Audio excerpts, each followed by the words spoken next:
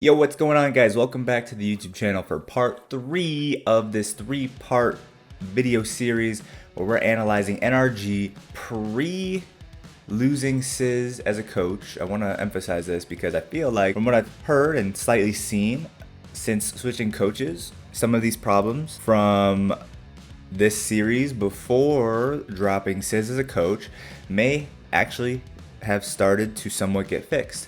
Not 100% yet, but I definitely still think that this series is relevant. Anyways, yeah, 3-part series where we're analyzing Squishy we did in part 1, Garrett G in part 2, and now, you guessed it, Justin in part 3, analyzing NRG as a full team playing against Gen G in the Fall 22-23 Open. The point of this 3-part series was to identify why NRG has been struggling for so long, which at the beginning of the series, if you hadn't seen episode 1, go check it out. It'll be linked in the description, and it'll probably be a time card up in that direction over there.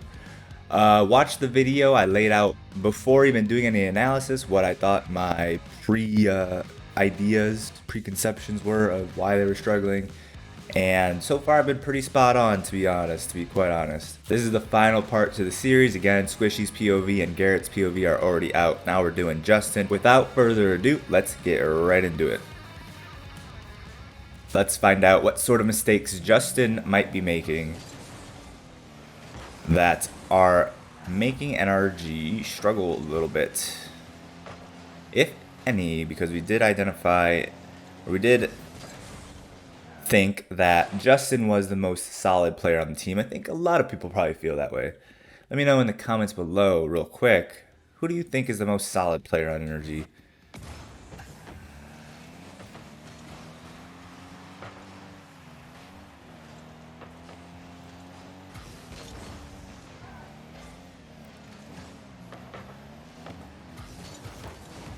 It's a really good attempt by Justin to keep control of that ball and be able to go again. Really great speed. That's beautiful. So far, so good.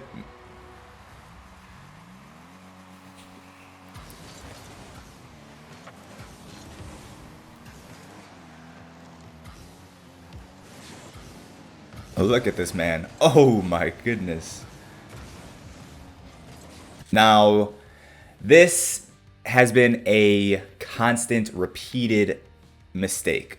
And I should probably let this play out an extra second, because sometimes I am corrected after playing it out a couple extra seconds. But this is something we've seen Justin do in probably both the other 2 parts of this series, is rotate directly into the play, rotate right at the ball for no good reason. And it makes the play develop in a less than optimal way. In part 2, we saw, when we were analyzing Garrett, we saw Justin do the same exact thing with actually the same exact player, Squishy. Squishy, who is third man, can rotate in for this ball into the corner as it's coming down this way, meet it, and carry it out. Make some sort of play out of the corner. He can even bring it back this direction if he really wants to.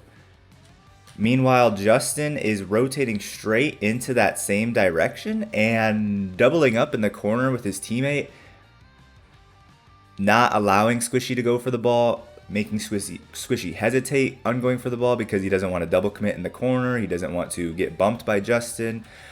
I'm really hoping in a second when we play this out, we see Justin turn out and rotate behind Squishy like this. Squishy comes in, Justin rotates behind him. But I don't think we're going to see that, because multiple times we have seen all of the players on NRG not stick to fundamental rotation, rotating around your teammates, rotating behind your teammates, rotating to the back post, rotating away from the play. We have seen multiple. That's been probably their number 1 mistake. And I said it in the last part of this series, that if they just fix their rotations, if they just go back to classic 2019 rotations, 1, 2, 3-man rotations, I think 90% of their problems are fixed, and 90% of their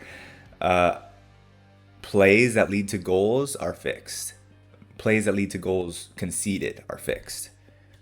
So I'm really hoping we see Justin clear out for Squishy, but I don't think we're going to. Here we go. Let's play it out. No, we don't. Look at that. He'd rather he'd rather attempt to jump over Squishy to secure the 100 boost in the corner. But that's never a good play for Squishy. It's never going to be a good play for Squishy to come in and commit for this when you're driving right behind the ball, right? If Squishy, this right here is when Squishy should be able to do something on the ball. If Justin wasn't here right now, Squishy accelerated faster here. He catches this ball as it's landing and brings it back upfield. That's Squishy's best play here, most likely. I have to see how close Appjack is behind him here. Maybe Squishy can't get there in time for that. But even if Squishy was going to try to challenge this ball, he couldn't because Justin's, again, diving straight in the way of him just to secure this boost. Now let's see this from Squishy's point of view. Again, this comes out. This should be Squishy's ball. He has the wider angle. He has the easier angle to take this ball. Right? Just has to get off on this side of it, and it's very easy for him to do something with this ball. But Justin's making it difficult with his rotation here.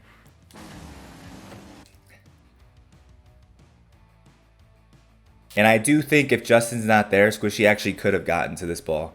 Pretty sure Squishy could have, if he was feeling confident and felt like his ball control was good enough right now, he could quickly get under this ball and bring it back up. At worst, he's taking a 50-50 in this direction, in this sort of direction with Jack here, who would come up and challenge him.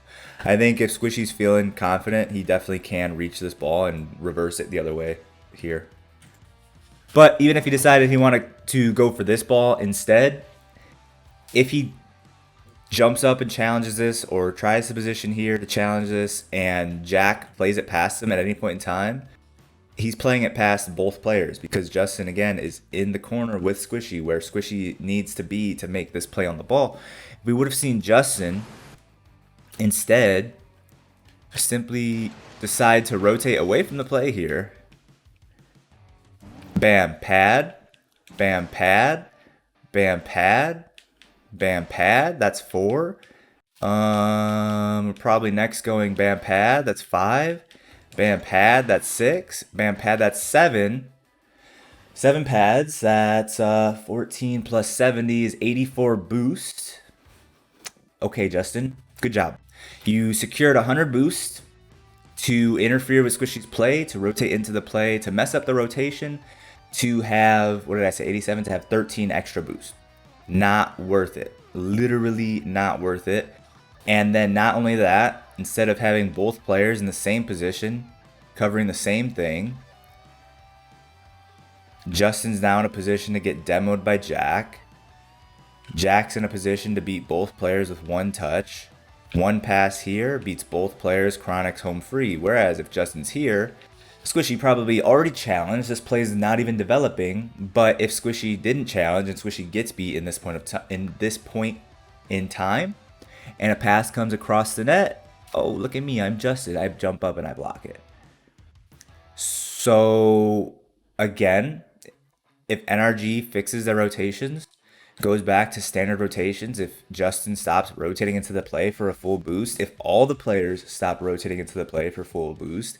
But I think Justin has been honestly the most egregious when it comes to rotating into the play for a full boost. If you go back and watch the other parts, he's done this entire series where he just blatantly drives straight into the corner where his teammates need to try to be to like clear the ball or to like challenge the ball. He just will V-line straight for the corner boost, completely disregarding the fact that his teammate is about to be there for the challenge.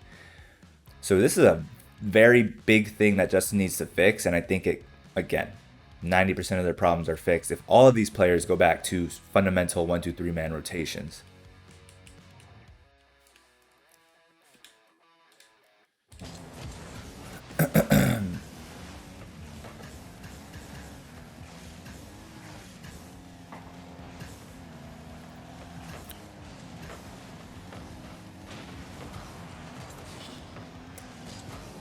Okay, what do we got here?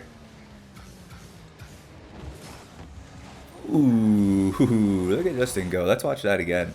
That's really well done. He has such little boost at this point in time. 5 boosts now to close this distance on the ball.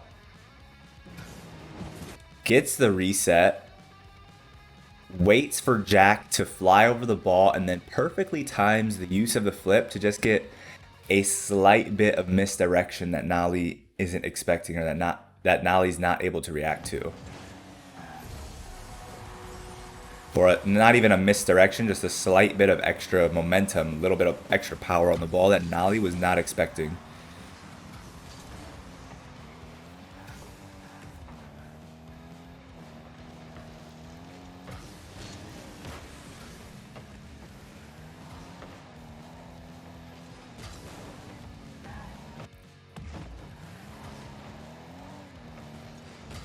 That's fine.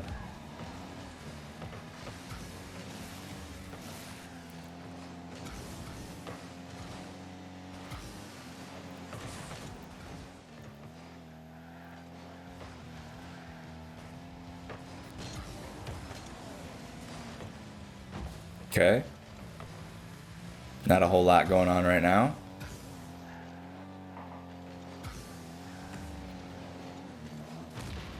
It's a good demo by Justin. I think if you've seen the other two parts of this series, you can clearly tell that Justin is doing the most for NRG right now. He is his off the ball plays, looking for demos. He's demoing the most. He's looking for most demos out of anyone on his team.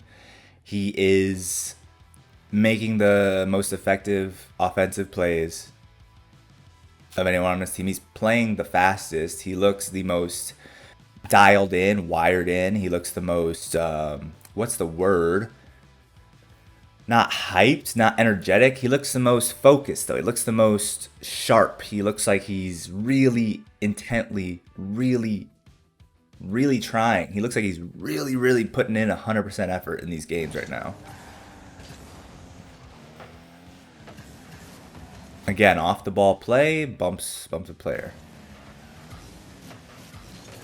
Didn't see any sort of plays like that from Squishy or Justin, looking for those bumps and demos when they're available.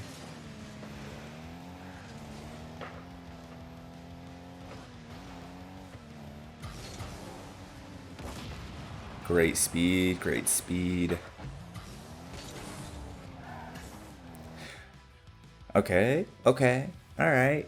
Driving across the field before making any sort of forward movement to grab the 100 boost. So what I'm saying is he spawned on one side.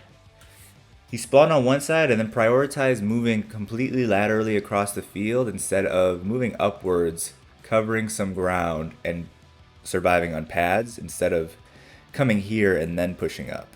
And we'll see if that's an issue here, but definitely something that I somewhat disagree with doing. I feel as though with this positioning here, seeing this off of spawn, seeing that Garrett clearly is going to have the next touch pretty uncontested, and this is very open space here.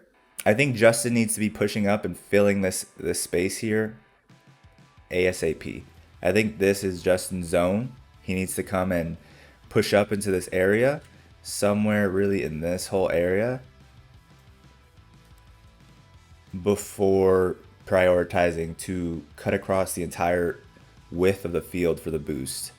I think he pushes up this direction on pads, sitting at 29 off spawn. I mean, realistically, sitting at 32 off spawn. That's how much you spawn with, right? 32? Pretty sure. Instead of, for Justin, instead of coming off of spawn and cutting across the entire field, we go 1, 2, 3, and maybe 1, 2, 3. Honestly, maybe just those 3. Maybe he comes up for this 4th pad. 3 or 4. 3, that's 36 plus his 32. He's at 68. 68 boost, possibly 80 if he grabs one more pad. In this position here versus back there. Could he go for this ball? Maybe. He maybe could go for that ball.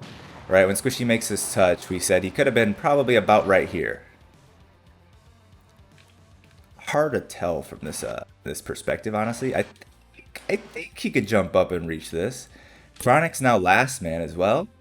So if he makes some sort of play that gets this on net, within like a second and a half. Maybe he puts it off ceiling and double taps it in. Maybe he just jumps up and shoots it towards the net.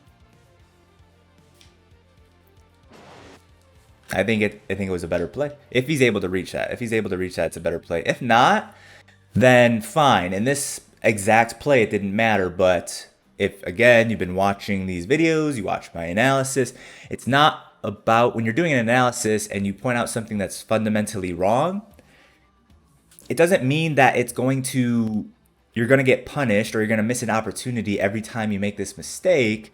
But the point is, by doing what is fundamentally correct, you are able to capitalize when there is an opportunity and you're not losing anything. You're only benefiting and you're not losing anything. The risk to reward is completely stacked in your favor. Whole lot to gain, nothing to lose by Justin pushing up into this position. If he was able to go, it's quite possibly a goal. If he's not able to go, okay, he turns and he controls this back up the wall, back in the corner. Fine. Him being back there in that case didn't really matter too much. But say, going back, maybe he just doesn't even want Squishy to hit this. Maybe if Justin is at this point in time, we said about right here, he's like, he probably can't go for that. Maybe Jack's a half a second slower. Justin could commit to going for this, and bam, it's just a goal. It's just a shot in the top left corner, most likely a goal. Or maybe Squishy is 1/4 of a second closer to this ball. Honestly, from this point of view, from this position, he actually possibly could still double jump here, get a low pass to Justin, who would be here, and Justin makes, again, a shot or a solo play from this position. So, again, the fundamentals open up all these possibilities. You have so much to gain, and you have nothing to lose.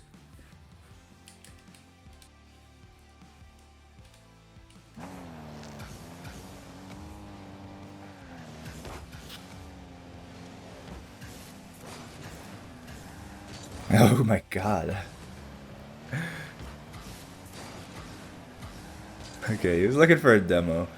The first time I watched that through, it looked like the worst attempt at finding somebody to demo I've ever seen. But to be fair, it wasn't that bad. It was just kind of the first look that made it look worse than it was. It's a really good decision to control that ball. Really also difficult to do in this position. You either in this position want to take a soft touch with your car and follow it up, or as Justin tried doing, landing on the wall and catching it perfectly. I think the route he's taking, trying to land on the wall and catch the ball, is the optimal route, but it's also the hardest to execute. So good on Justin to have the confidence to go for the hardest possible play for the best possible outcome, because if he's able to land on the wall and catch this, it keeps the ball as close as it possibly can. Versus hitting the ball very softly and then landing on the wall, right? He meets the ball here, gets a very soft touch on the ball, lands on the wall, and then follows it up. Right, in this play, if he gets the soft touch and then follows it up, he most likely has to take a 50-50 with the opponent. But if he catches it on the wall, keeps it close, and perfectly executes that, he's able to beat whoever challenges him instead of having to 50 them. Because the ball is just stuck to his car, it's glued to his car, versus for a half a second losing control of the ball, creating space between you and the ball. So he goes for the optimal play, but it is the hardest to execute play. And he does slightly mess it up, right? Ideally, he catches this in front of his car, slightly hits the back side of his car, so it's not perfectly executed, but the idea is not bad. Damn, that's tough. What happened here, though? Why does this occur?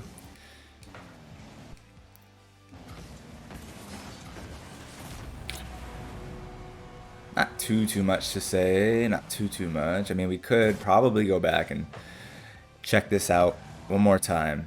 Check out the rotations from everybody on the team, because we did do this for Garrett and Squishy's analysis. When something went wrong, we kind of, took a look and saw from the other player's point of view what could have been better.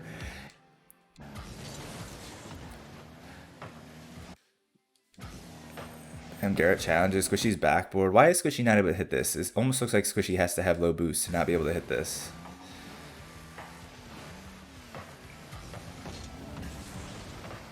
I think that's just an extra touch from Jack.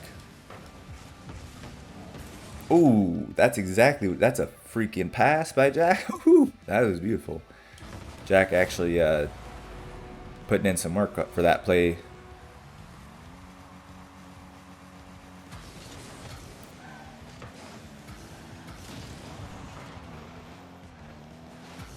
Yep, really well done.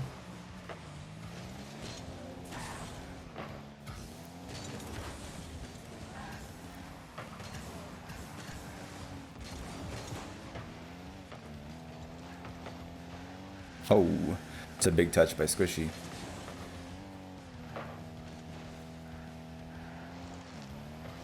Let's go back one more time. This looks a little awkward.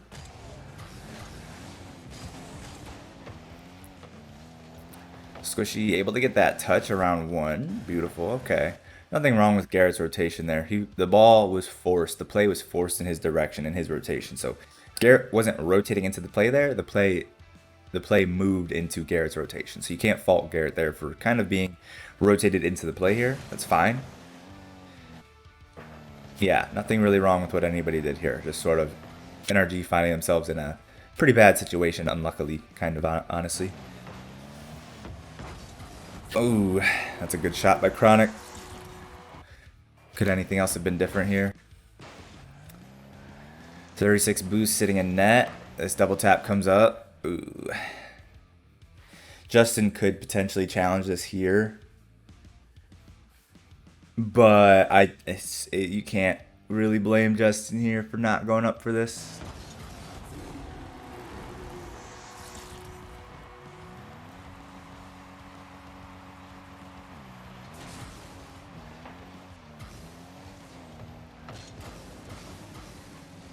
Amazing control there.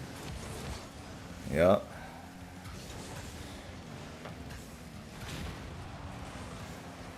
I gotta go back and actually look at this one more time. I don't know if a lot of people will understand the finesse here by Justin on this touch.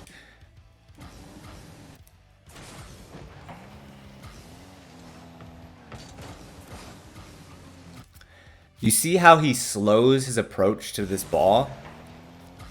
Right? If I play this at like 25% speed, Jack's on the wall and able to challenge, and Jack is challenging this. If Justin boosts the entire way towards this ball and goes as fast as he can, he knows Jack has that red and he's going to dunk him. So what he does, notice he stops boosting here to slow down ever so slightly, which causes Jack to mistime his challenge, thinking that Justin would have already hit this ball about a quarter of a second sooner, eighth of a second sooner, and Jack probably has this dunk. But because Justin slowed down ever so slightly to let Jack sort of pass before getting the touch, he's able to hit it around him and then follow it up. We see that from Jack's POV. Again, look at that. Bam, if Justin already hit this ball, Jack hits it. If Justin is hitting this ball towards Jack at this point in time, this flip dunks the ball. But because it came slightly slower,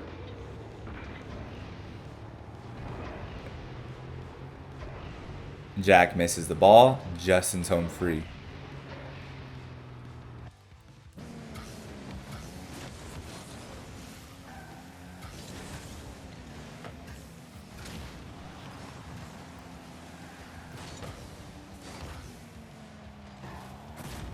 Damn.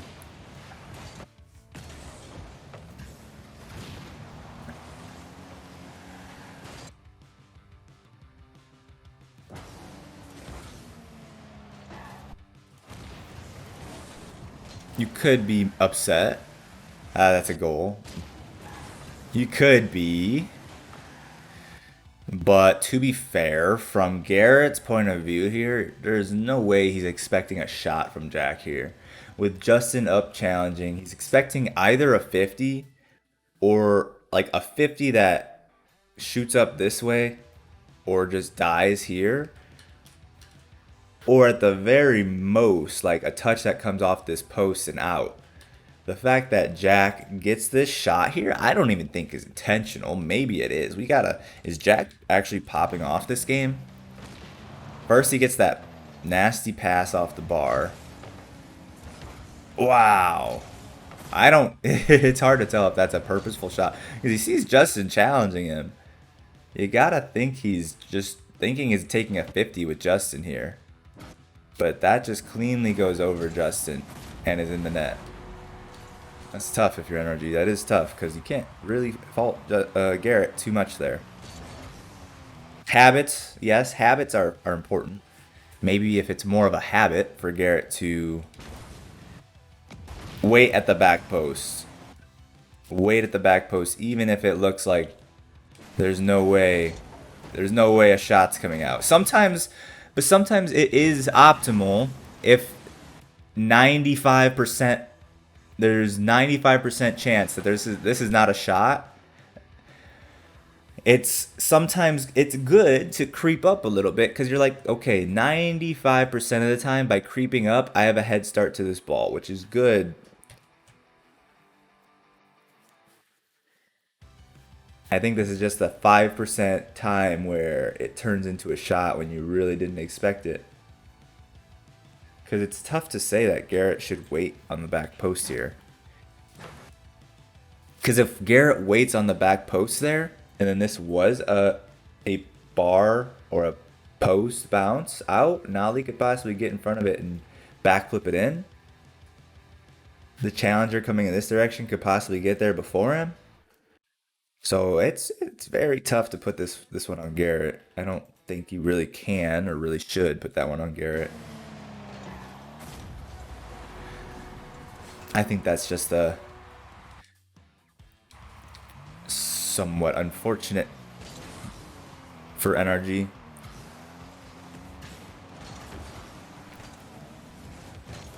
It's really, really well done. I love it. Takes the 50, ball comes out in this way. Fakes that he's touching it in this direction. Bam, Nolly slightly gets ahead of the play, and he's bought his team some extra time here.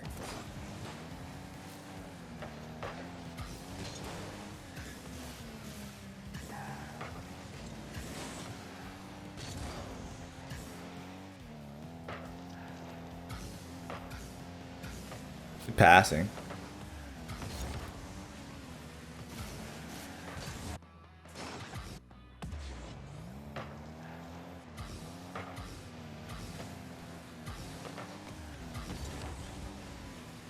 I don't think that was a pass attempt by Justin. It could have been. I would hope that this wasn't a pass attempt because very, very, very low percentage chance you're expecting Garrett G to be in the midfield there. You see him get that touch and then he is floating. He is floating all the way back to your end here. Very, very unlikely that you're going to have Garrett in the midfield for this play. So I really don't think that was a pass attempt by Justin. I think it was more so, okay, I'm going to get any touch I can to kind of keep this in play kind of touch, honestly, is what I think that was.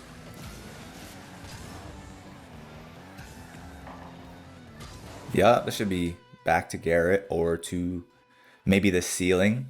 I haven't played this out. I want to see this either go straight to Garrett.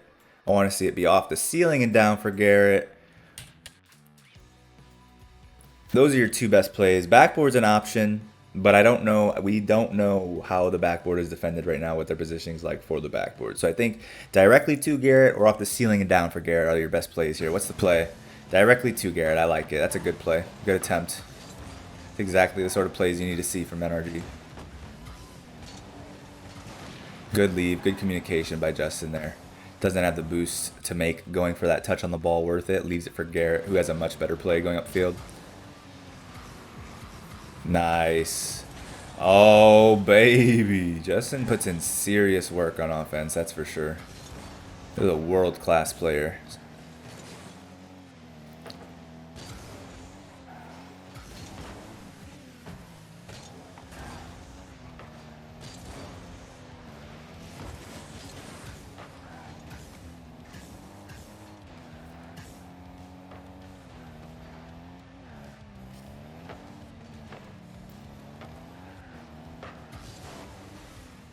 Uh-oh. Nice. Good job. That's fine, honestly.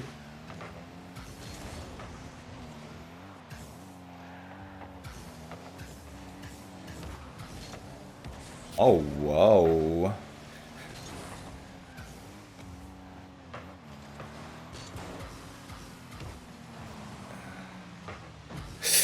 Ooh, nice. I don't think this goes to OT. I could be wrong, but... Oh my god, it's still up. Alright, that's the game. So, this one's shorter. This is definitely the shortest of the 3 videos. I expected that going into it from episode 1. I thought Justin made the least mistakes on the team, that we were going to have the least to say about Justin's gameplay.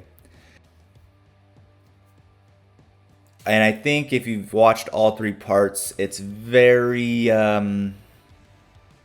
very not obvious that he's the best player on the team, but that his role on the team is definitely the most aggressive, definitely the most offensive.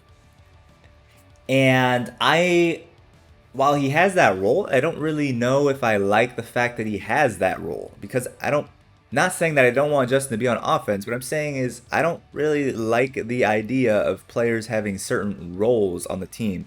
Justin to be more aggressive while Squishy's more passive and Garrett's sort of in the middle. I just want every single player to do the best they can every time they're on the ball is what I want. I want every single player to rotate equally, to be on offense equally, to be on defense equally. I want every single player to have an equal part on the team, offensively, defensively, supportingly. I don't want this team to feel as though, all right, we need to have Justin as front man for our offense. We need to have Squishy as third man for defense.